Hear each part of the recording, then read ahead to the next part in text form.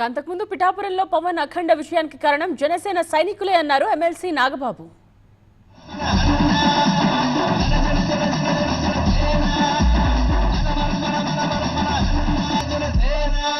పిఠాపురంలో పవన్ కళ్యాణ్ గారు అఖండ విజయం సాధించడానికి రెండు ఫ్యాక్టర్స్, టూ ఇంపార్టెంట్ ఫ్యాక్టర్స్. ఒకటి మన ప్రెసిడెంట్ జనసేనాని పవన్ కళ్యాణ్ గారు అయితే, రెండో ఫ్యాక్టర్, నాట్ వ్యక్తి, ఫ్యాక్టర్ పిఠాపురం జన సైనికులు, పిఠాపురం పౌరులు, పిఠాపురం ఓటర్స్. వీళ్ళిద్దరూ లేకపోతే మేము ఏమి చేసినా ఏం ఉపయోగం లేదు.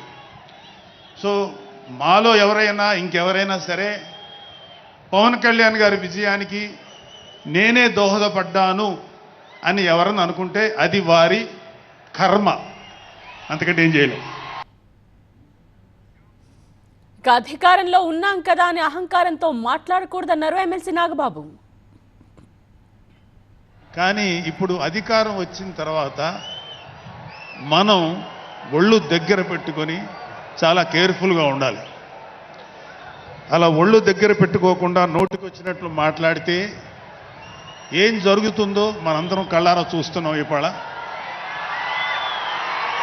అహంకారం తలకెక్కి నోటికొచ్చినట్లు మాట్లాడి చిన్న పెద్ద తేడా లేకుండా బిహేవ్ చేసినటువంటి, మాట్లాడినటువంటి కొంతమంది ప్రతిపక్ష అని చెప్పలేములేండి, ప్రతిపక్షం లేదు కదా, నాయకులకి ఏం జరిగిందో తెలుసుకున్నాం.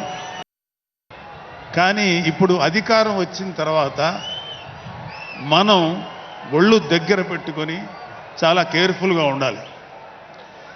అలా ఒళ్ళు దగ్గర పెట్టుకోకుండా నోటికి వచ్చినట్లు మాట్లాడితే ఏం జరుగుతుందో మనందరం కళ్ళారా చూస్తున్నాం. ఇవాళ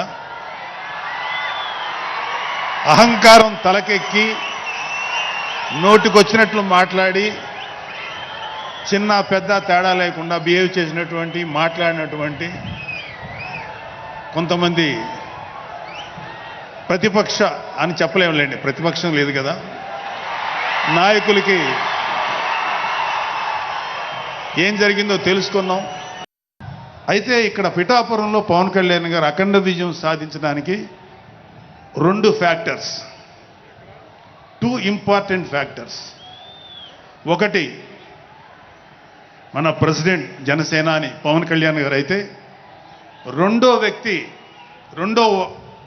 ఫ్యాక్టర్, నాట్ వ్యక్తి, ఫ్యాక్టర్ పిఠాపురం జన సైనికులు, పిఠాపురం పౌరులు, పిఠాపురం ఓటర్స్.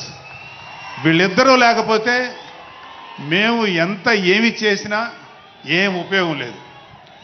సో మాలో ఎవరైనా ఇంకెవరైనా సరే పవన్ కళ్యాణ్ గారి విజయానికి నేనే దోహదపడ్డాను అని ఎవరన్నా అనుకుంటే అది వారి కర్మ, అంతకంటే ఏం చేయలేం.